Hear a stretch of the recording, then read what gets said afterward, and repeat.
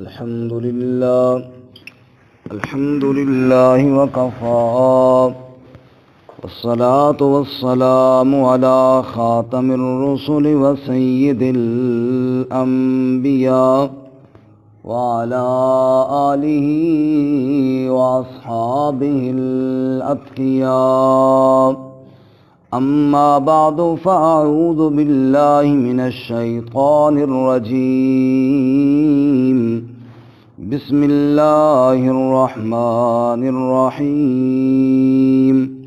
وإذ قال ربك للملائكة إني جاعل في الأرض خليفة قالوا أتجعل فيها من يفسد فيها ويسفك الدماء ونحن نسبح بحمدك ونقدس لك قال إني أعلم ما لا تعلمون. وعلم آدم الأسماء كلها ثم عرضهم على الملائكة فقال أنبئوني بأسماء هؤلاء إن كنتم صادقين. قالوا سبحانك لا علم لنا إلا ما علمتنا إنك أنت العليم الحكيم. قال يا آدم أنبئهم بأسمائهم فلما أنبأهم بأسمائهم قال ألم أقل لكم إني أعلم غيب السماوات والأرض وأعلم ما تبدون وما كنتم تكتمون. وَإِذْ قَالَ رَبُّكَ اور جب کہا تیرے رب نے للملائکۃ فرشتوں سے انی جاعل بے شک میں بنانے والا ہوں فی الارض خلیفہ زمین میں خلیفہ قالوا اتجعل فیہا تو کہا فرشتوں نے کیا تو بناتا ہے اس میں من یفسد فیہا جو فساد کرے گا اس میں وَيَسْفِكُ الدِّمَاءَ اور بہائے گا خونوں کو وَنَحْنُ نُسَبِّحُ بِحَمْدِكَ اور ہم تسبیح بیان کرتے ہیں تیری تعریف کے ساتھ وَنُقَدِّسُ لَكَ اور پاکی بیان کرتے ہیں تیرے لیے. قَالَ فرمایا اللہ تعالیٰ نے انی اعلم ما لا تعلمون بے شک جو میں جانتا ہوں وہ تم نہیں جانتے. وعلم آدم الاسماء اور سکھلائے آدم علیہ السلام کو نام کلہا سارے کے سارے ثم عرضهم علی الملائکہ پھر ان کو پیش کیا فرشتوں پر فقال انبئونی باسماء هؤلاء پس فرمایا مجھے خبر دو ان ناموں کے ساتھ ان کنتم صادقین اگر تم سچے ہو تو. قالوا سبحانک کہا انہوں نے پاک ہے تو لا علم لنا ہمیں علم نہیں الا ما علمتنا مگر وہ جو تو نے سکھایا ہمیں انک انت العلیم الحکیم بے شک تو ہی علم والا حکمت والا ہے.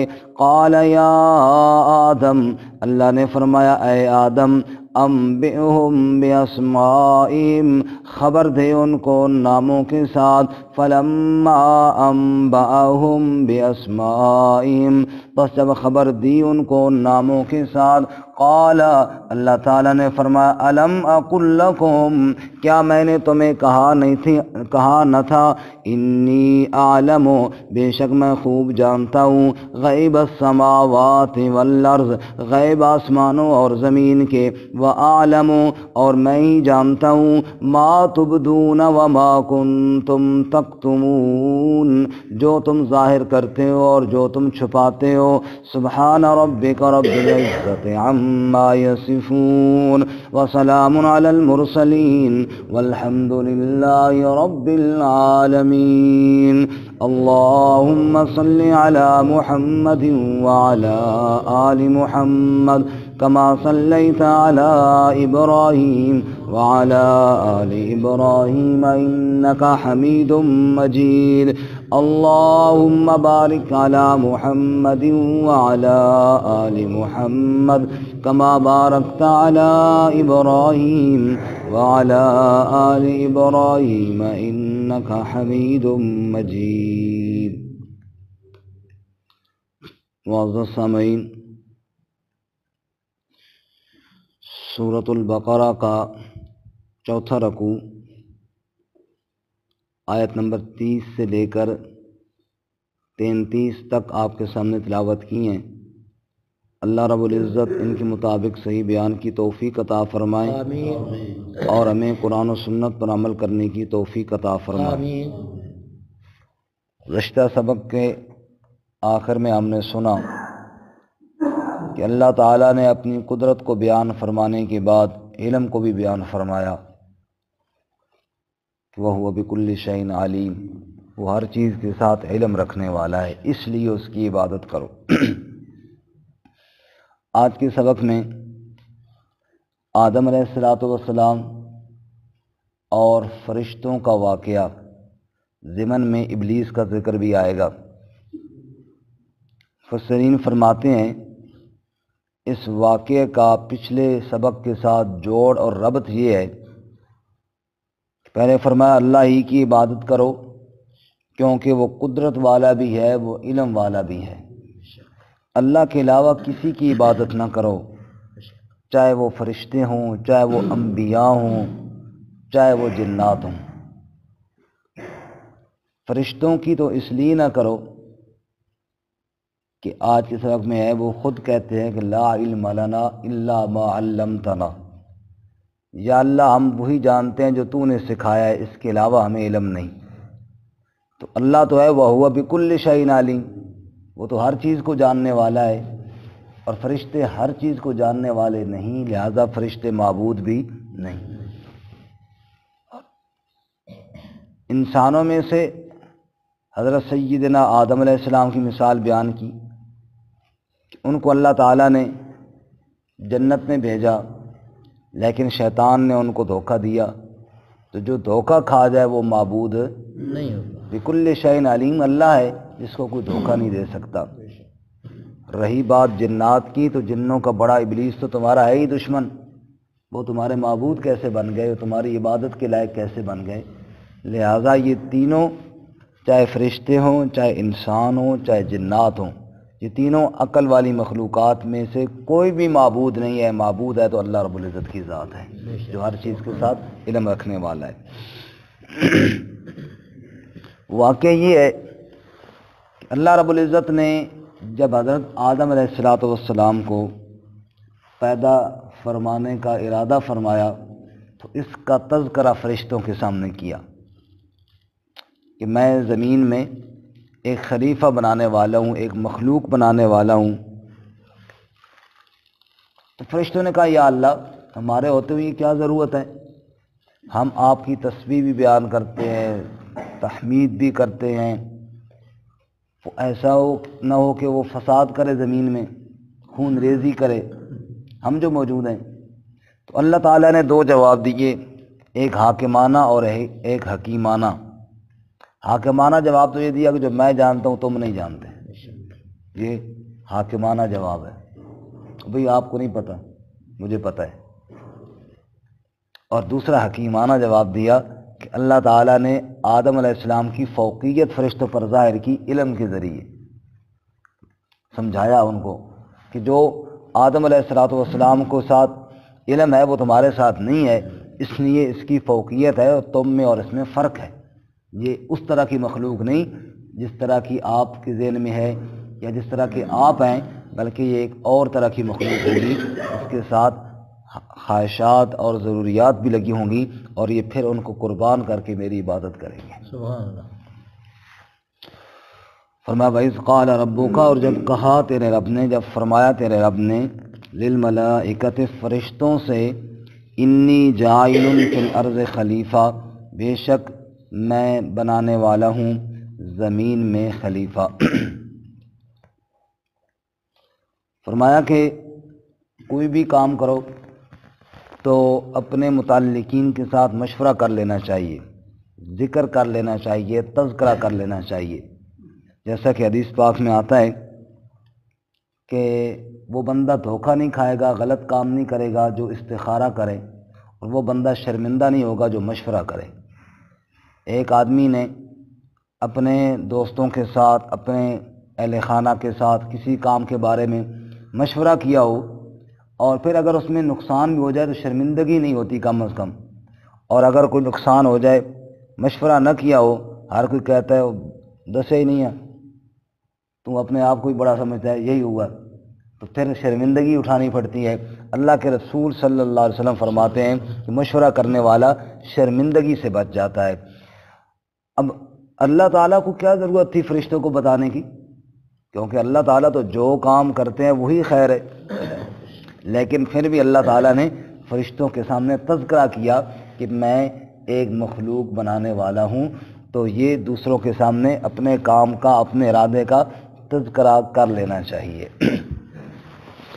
فرمایا وَإِذْ قَالَ رَبُّكَ، اور جب کہا تیرے رب نے، لِلْمَلَائِكَةِ ملائکہ سے، اِنِّی جَاعِلٌ فِی الْأَرْضِ خلیفہ، بے شک میں زمین میں خلیفہ بنانے والا ہوں۔ خلیفہ کا مشہور معنی ہے نائب۔ خلیفہ کا معنی کیا ہے جی؟ نائب۔ نائب وہ ہوتا ہے، نائب تب بنایا جاتا ہے جب نائب بنانے والے کے اندر کوئی نقص ہو، ذاتی یا عارضی۔ ذاتی نقص سے مراد یہ ہے، مثال کے طور پہ ملک کا ایک بادشاہ ہے، اب وہ ملک کے کونے کونے میں نگرانی خود نہیں کر سکتا، اس لیے اس نے اپنے نائب بنایا ہے۔ ہر علاقے کا ایک گورنر بنایا ہے، پھر گورنر ہر پورے صوبے میں نہیں پہنچ سکتا، پھر آگے اس نے اپنے نائب بنائے ہیں جو نگرانی کریں، کیونکہ ذاتی طور پر ملک کا جو بادشاہ ہے وہ ہر ایک جگہ کی خود نگرانی نہیں کر سکتا، یہ اس کی ذات میں نقص ہے، اس لیے اس نے نائب بنائے ہیں۔ نعوذ باللہ، اللہ کی ذات میں تو کوئی نقص نہیں کہ اللہ خود نگرانی نہ کر سکتا ہو۔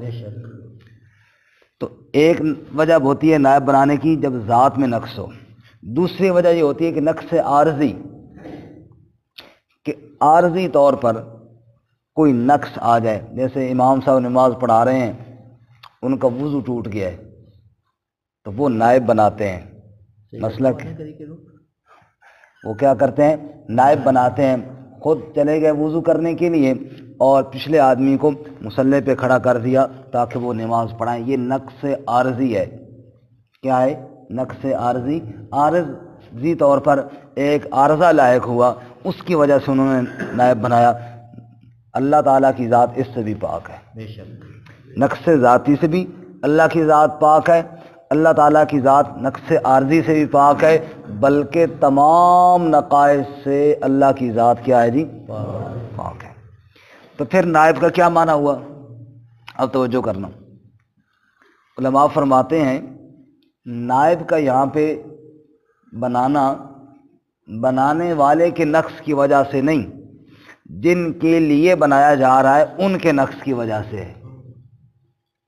مثال کے طور پہ اگر کوئی بادشاہ میری نگرانی کے لیے آئے تو میں اتنا ڈر جاؤں کہ کام ہی کوئی نہ کر سکوں، تو اب یہ بادشاہ کا نقص نہیں ہے، یہ میرا نقص ہے کہ میں برداشت نہیں کر سکتا۔ دیکھو اللہ تعالیٰ نے انسانوں کی رہنمائی کرنی تھی، کھانا یوں ہے، پینا یوں ہے، اور جناب تم نے چلنا یوں ہے۔ ہر انسان کے اندر جو ہم ہیں، کسی انسان کے اندر اتنی طاقت نہیں کہ ان آنکھوں سے رب کو دیکھ سکے، طاقت نہیں، کسی انسان کے اندر اتنی طاقت بھی نہیں کہ ہر بندہ اللہ کے کلام کو خود سن سکے۔ تو یہ نقائص جو نقص ہیں یہ ان کے اندر تھے جن کے لیے نائب بنایا جا رہا ہے۔ تب اللہ تعالیٰ نے انسانوں کے نقص کو دیکھتے ہوئے اور سمجھتے ہوئے اللہ تعالیٰ نے ایک انبیاء علیہ السلام کا سلسلہ جاری فرمایا اور ان کو اپنا حکم پہنچانے میں نائب بنایا۔ نائب بمانے ترجمان، حکم پہنچانے والا۔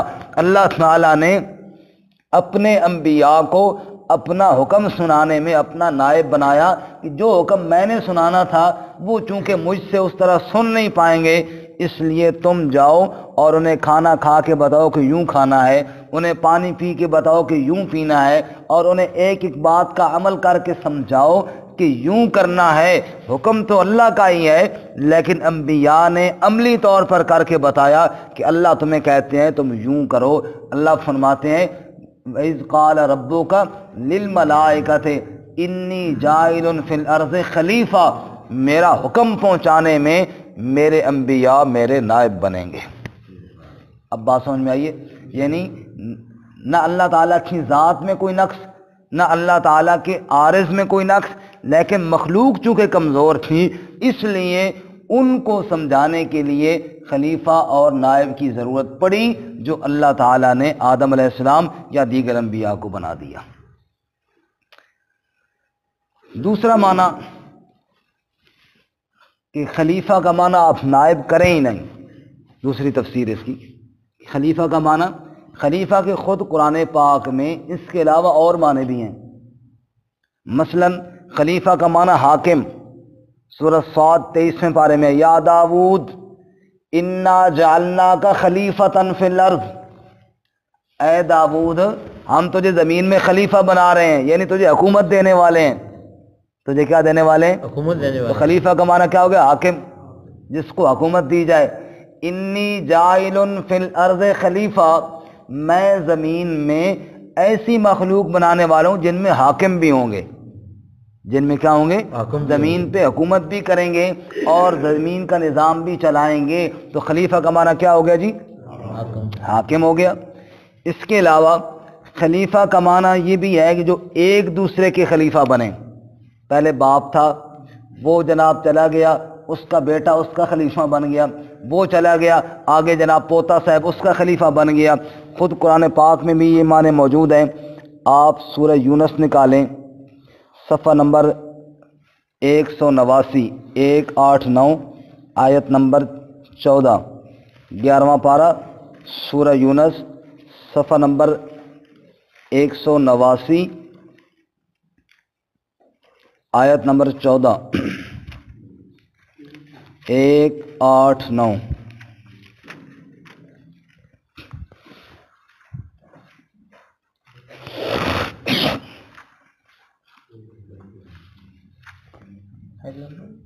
آیت نمبر 13 اور 14،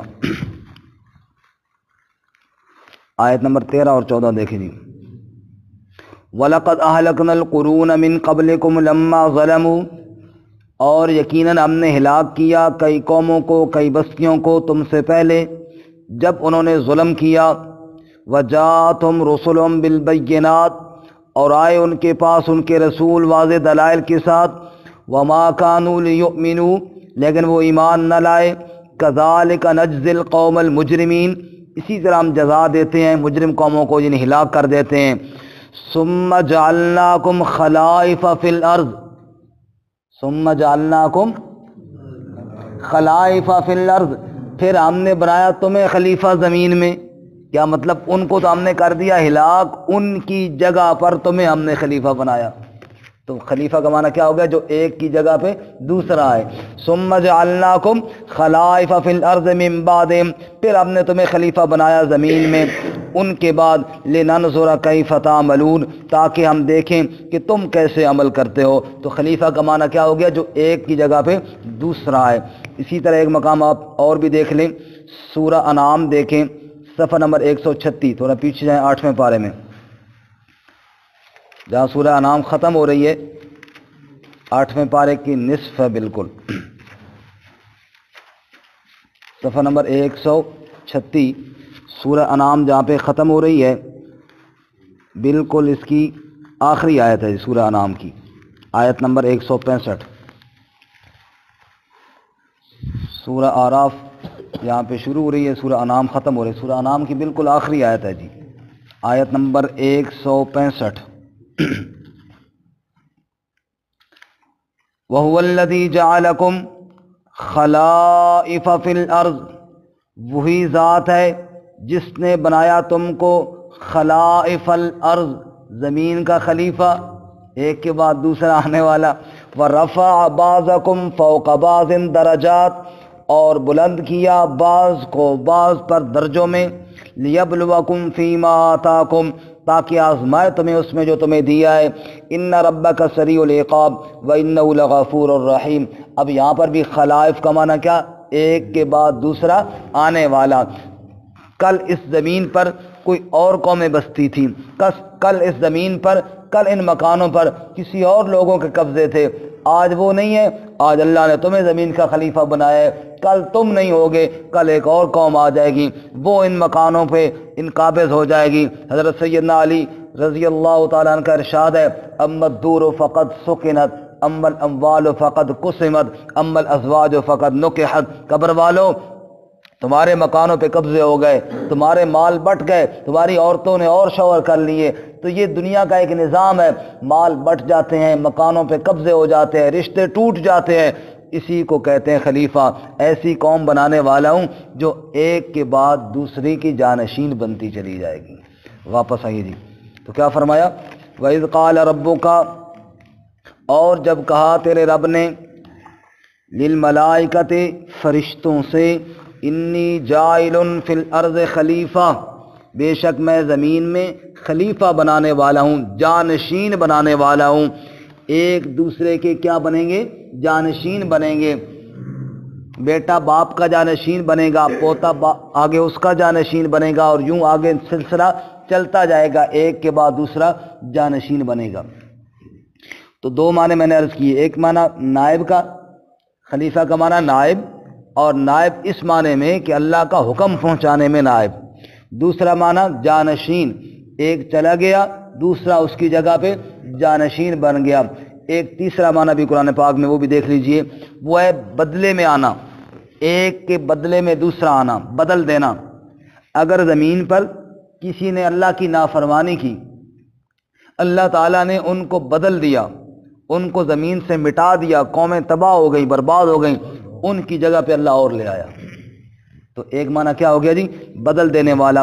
آپ 19واں پارہ دیکھیں، سورت کا نام ہے سورت الفرقان، صفحہ نمبر ہے 330، صفحہ نمبر 330، سورت الفرقان، آیت نمبر 62، 19واں پارہ،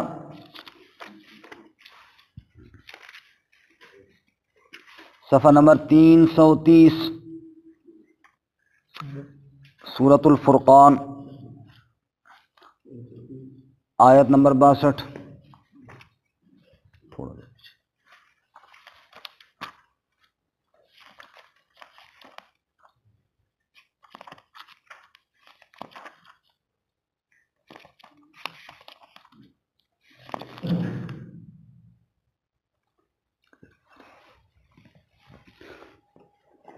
وَهُوَ الَّذِي، اور وہی اللہ ہے، وہی ذات ہے، جعل اللیل، جس نے بنایا رات کو، جس نے بنایا رات کو، والنہار، اور دن کو، خلفتاً، ایک دوسرے کے بدلے میں آنے والا۔ خلفہ کا معنی کیا ہو گیا جی؟ رات کو بدل دیا دن سے، دن کو بدل دیا رات سے، تو خلیفہ کا معنی ہو گیا بدلے میں آنا۔ رات کے بدلے میں دن دیا، دن کے بدلے میں رات دی، تو خلفہ کا معنی اسی سے خلیفہ نکلا ہے نا، ایک دوسرے کے بدلے میں آنا۔ خلفتاً، جس نے بدلے میں آنے والا بنایا، لمن اراد ان یذکر و اراد شکورا، اس کے لیے جو نصیحت حاصل کرنا چاہے یا شکر گزاری کا ارادہ کرے۔ تو خلفہ اور خلیفہ کا معنی کیا ہو گیا جی؟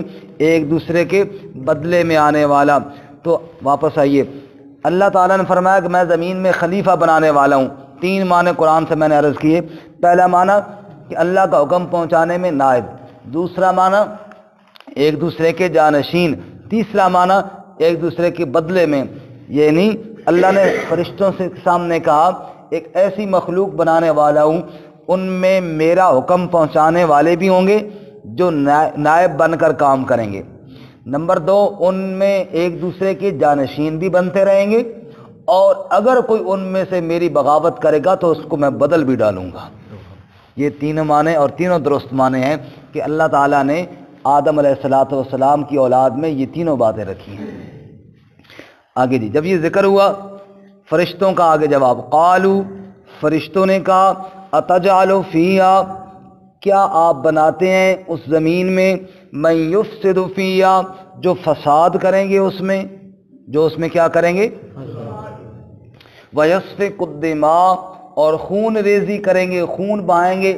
یسفک کو معنی بہائیں گے، الدماء جمع دم کی، دم کا معنی خون، جو خون بہائیں گے، خون ریزی کریں گے، قتل و غارت کریں گے۔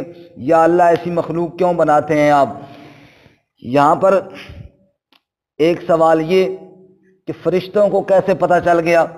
ابھی آدم علیہ السلام تو بنے کوئی نہیں، ابھی انسان دنیا میں آئے کوئی نہیں، تو فرشتوں کو پہلے ہی پتہ چل گیا کہ جناب یہ خون ریزی کریں گے، زمین میں فساد کریں گے، یہ کیسے پتہ چل گیا؟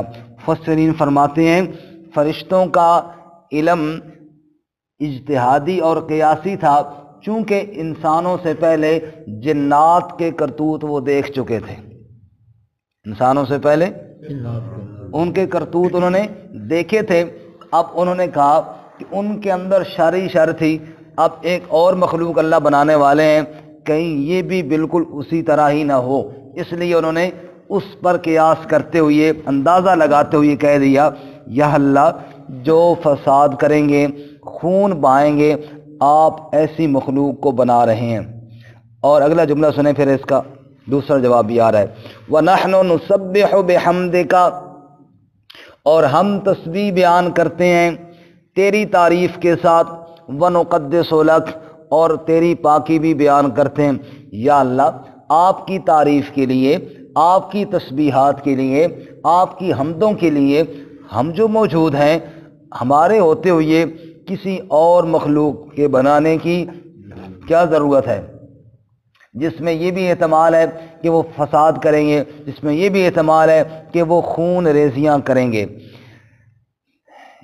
اس کی مثال یوں سمجھیں کہ ایک استاد شاگرد سے کہے کہ جاؤ فلانے شاگرد کو بلاؤ تاکہ وہ مجھے پانی پلائے، تاکہ وہ مجھے پانی پلائے، اور وہ شاگرد کہے استاد جی میں جو موجود ہوں اس کو بلانے کی کیا ضرورت ہے، میں جو موجود ہوں اس کو بلانے کی کیا ضرورت ہے؟ اب بتاؤ اس نے اعتراض کیا یا خدمت کے لیے اپنے آپ کو پیش کیا؟ خدمت کے لیے اپنے آپ کو پیش کیا۔ یہ اعتراض نہیں، پتہ نہیں استاد جی وہ کیسے لائے گا، میں بڑا اچھا جانتا ہوں اور میں بہت زبردست قسم کا آپ کے لیے پانی ٹھنڈا لے کر آؤں گا، پتہ نہیں وہ کیسا لائے گا، میں جو موجود بھی ہوں اور میں بہت طریقہ اچھا جانتا بھی ہوں۔ فرشتے جانتے تھے کہ مخلوق کا کام ہے خالق کی عبادت کرنا، مخلوق کا کام کیا ہے؟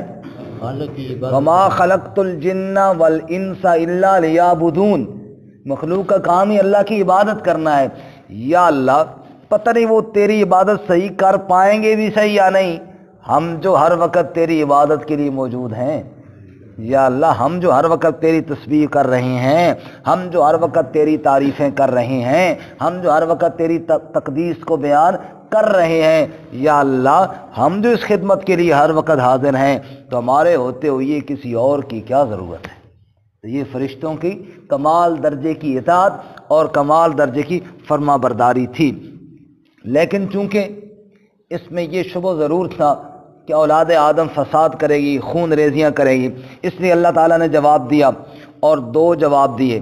پہلا جواب حاکمانہ دیا، قال، اللہ نے فرمایا انی عالم، بے شک میں جانتا ہوں، ما لا تعلمون، جو تم، جو مجھے پتہ ہے نا وہ تمہیں پتہ نہیں۔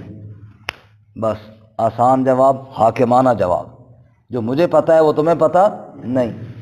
ظاہر بات ہے فرشتوں نے خاموش ہونا تھا، لیکن دوسرا جواب اللہ نے حکیمانہ بھی دیا۔ اللہ حاکم بھی ہے، اللہ حکیم بھی ہے، اللہ حاکم بھی ہے، اللہ تعالیٰ حکیم بھی۔ اللہ تعالیٰ کوئی دلیل نہ دیتے اور صرف یہ کہتے لوگوں میری عبادت کرو ورنہ تمہارے لیے جہنم ہے، تو اللہ کو حق حاصل تھا کیونکہ وہ حاکم ہے، لیکن اللہ حکیم ہے۔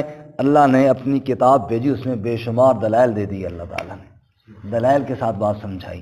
یوں اللہ تعالیٰ نے صرف حکم کے حد تک نہیں رکھا، حکم بھی دیے لیکن حکم کو دلائل سے ثابت بھی کیا، بغیر دلیل کے اللہ نے حکم نہیں دیا۔ یہ اللہ تعالیٰ کی حکمت بھی ہے۔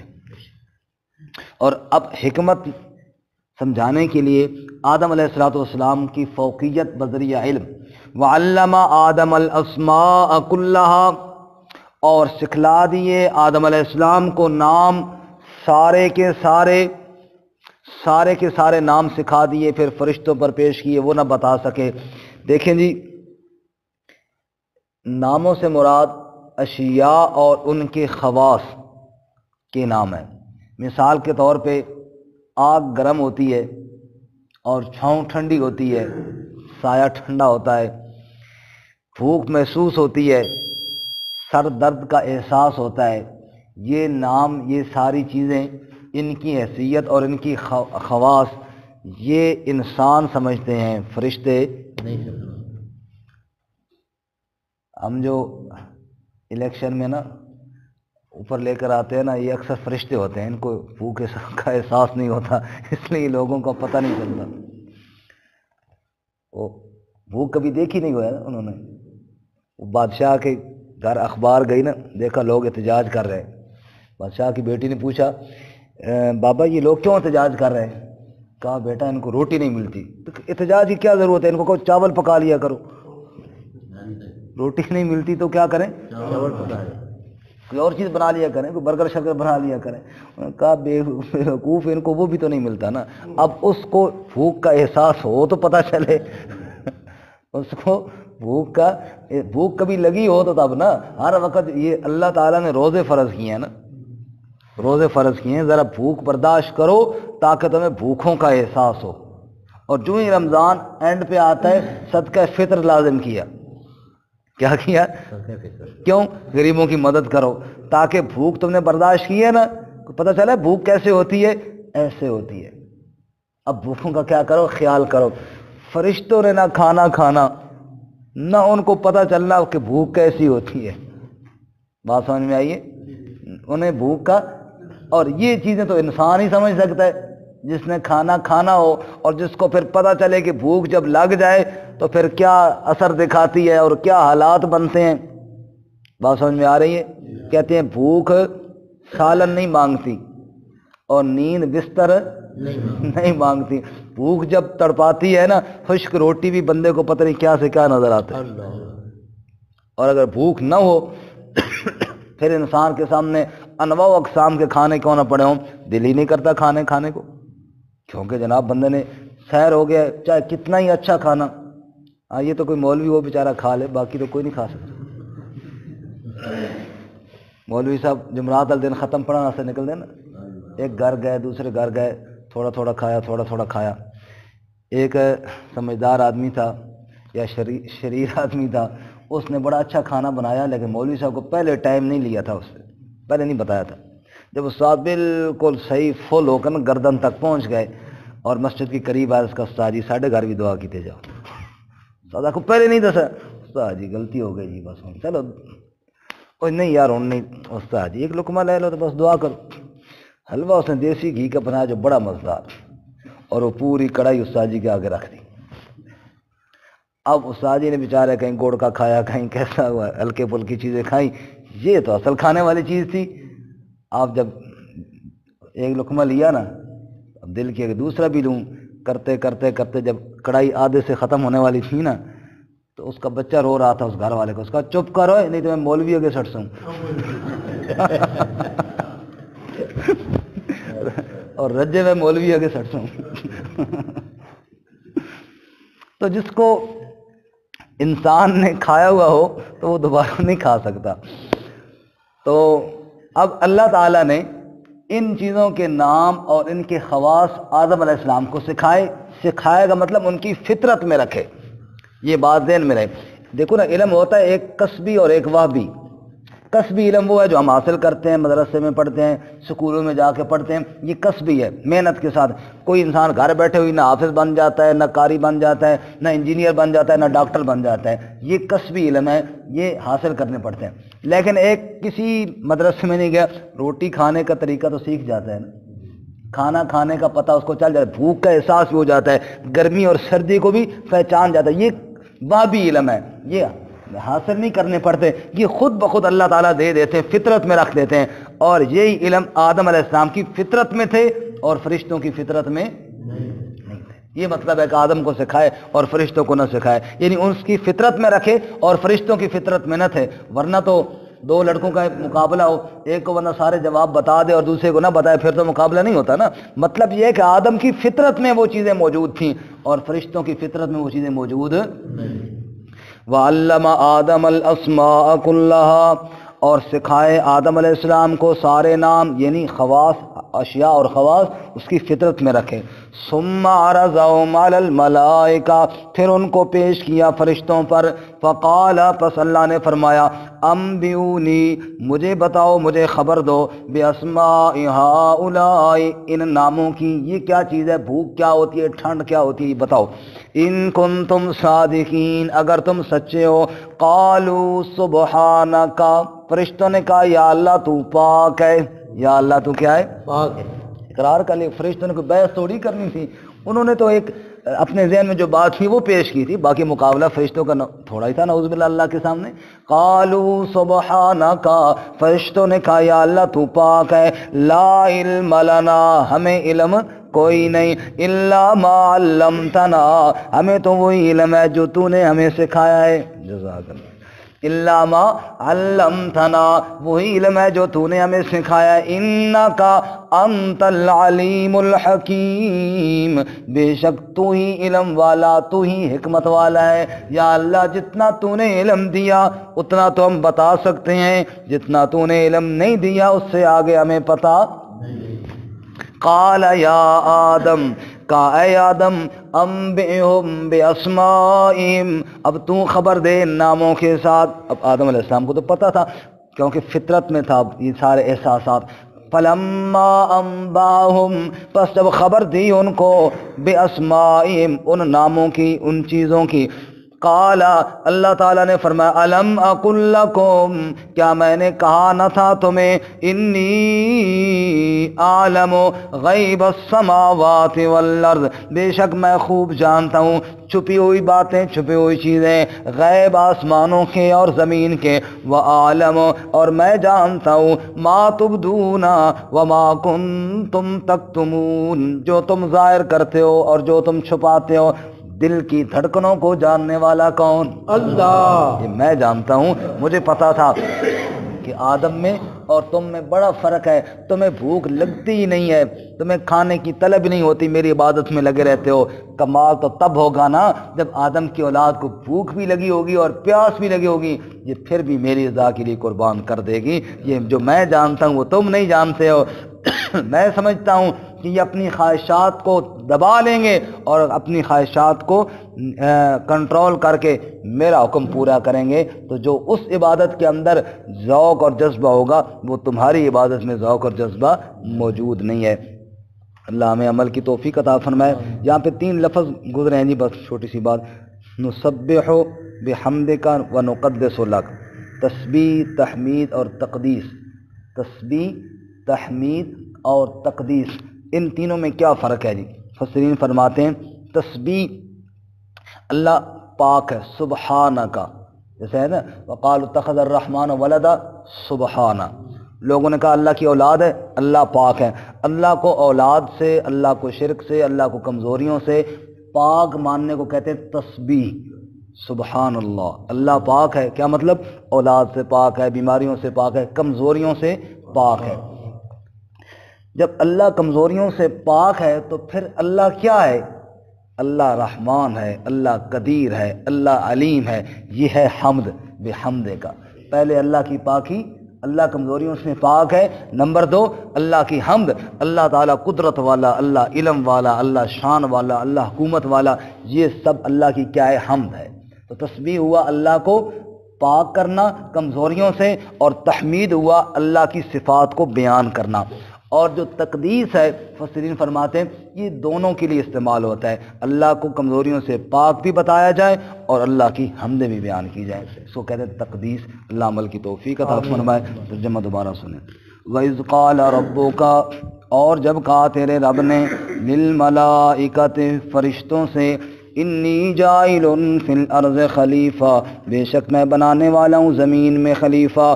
قالوا اتجعل فیہا، کہا فرشتوں نے کیا آپ بناتے ہیں اس میں، من یفسد فیہا، جو فساد کرے گا اس میں، ویسفک الدماء، اور خون ریزی کرے گا، وَنَحْنُ نُسَبِّحُ بِحَمْدِكَ اور ہم تسبیح بیان کرتے ہیں آپ کی تعریف کے ساتھ، وَنُقَدِّسُ لَكَ اور آپ کی پاکی بیان کرتے ہیں۔ قال اللہ تعالیٰ نے فرمایا انی اعلم ما لا تعلمون، بے شک جو میں جانتا ہوں وہ تم نہیں جانتے۔ وعلم آدم الاسماء كلها اور سکھائے آدم علیہ السلام کو نام سارے کے سارے۔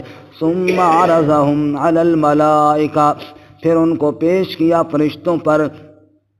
فقال پس اللہ تعالیٰ نے فرمایا انبئونی مجھے خبر دو باسماء ہؤلاء ان ناموں کی، ان کنتم صادقین اگر تم سچے ہو تو۔ قالوا سبحانک انہوں نے کہا پاک ہے تیری ذات، لا علم لنا ہمیں علم کوئی نہیں، الا ما علمتنا مگر وہ جو تو نے ہمیں سکھایا، انک انت العلیم الحکیم بے شک تو ہی علم والا حکمت والا ہے۔